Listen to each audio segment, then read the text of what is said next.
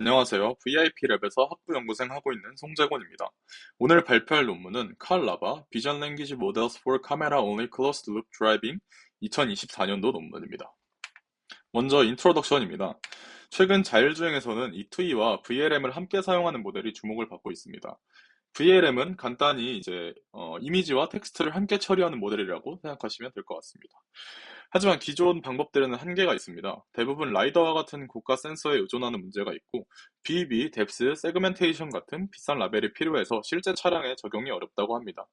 또한 비전 인코더 측면에서도 사전 학습된 렐스넷과 이미지넷 모델을 보통 사용을 했었는데, 이 이것 이것들은 이제 1000개의 클래스를 분류하는 용도라 이미지의 의미를 이해하는 데는 한계가 있다고 합니다.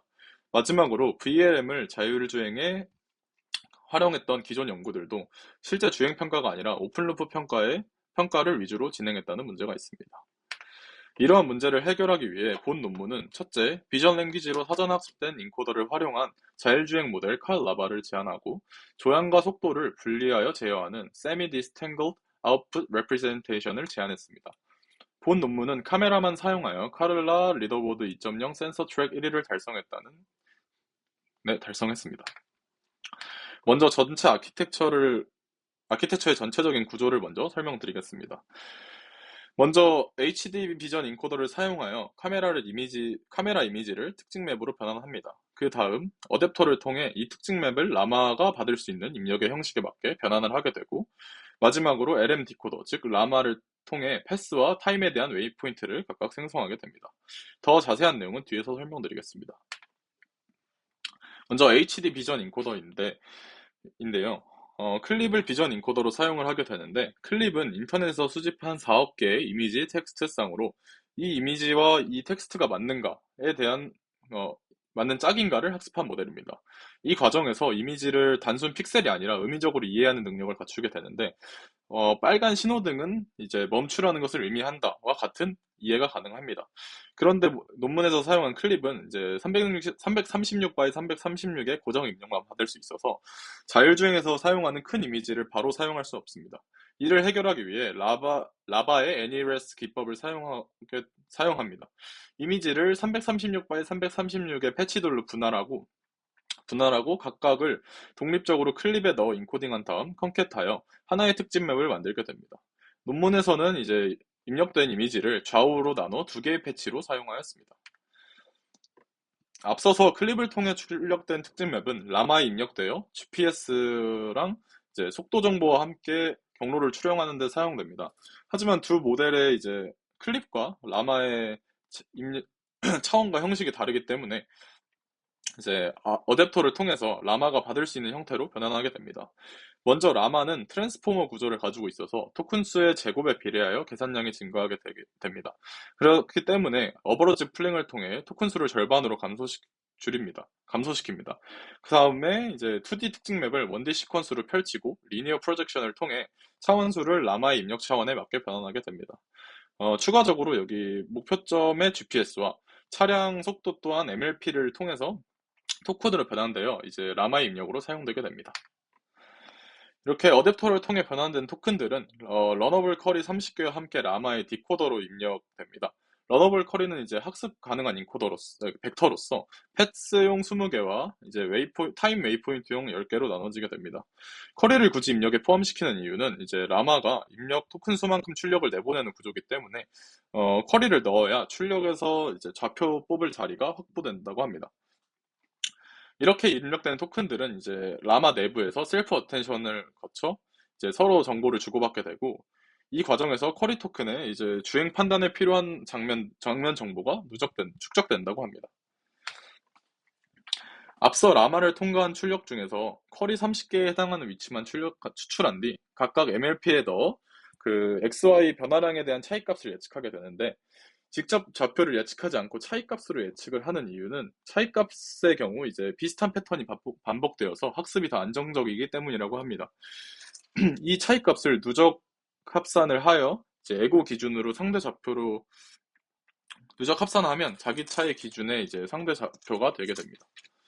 이렇게 변환된 패스 웨이포인트 20개와 20개는 이제 PID를 로 스로틀링을 스티어링을 제어하고 타임 웨이포인트 10개는 PID로 스로틀과 브레이크를 제어하게 됩니다.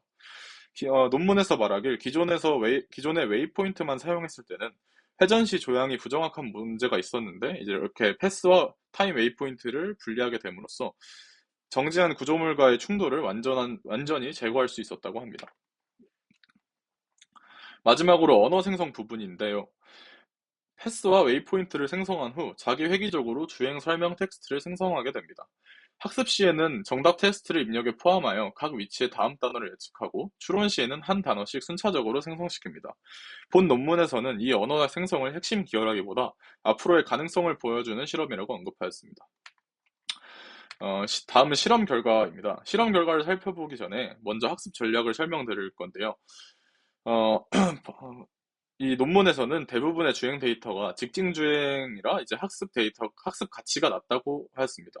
그래서 논문에서는 가속, 감속, 조향, 차량 위험, 신호등, 보행자 장애물 회피 등의 상황만 이제 버켓으로 구성을 하고 이 버켓을 샘플링하는 방식을 사용하여 폭당 샘플을 78%까지 감소시켰다고 합니다.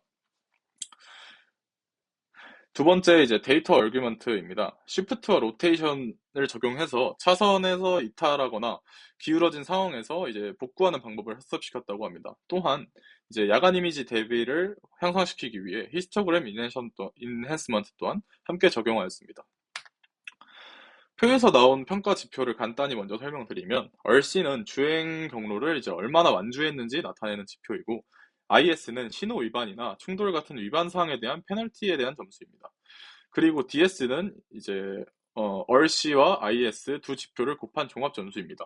여기서 저희가 주목해야 될 점은 다른 이제 방법들과 달리 어, 칼 라바 저는 이제 라이다와 다른 입력들을 사용하지 않고 오직 카메라만으로 높은 점수를 냈다는 점입니다.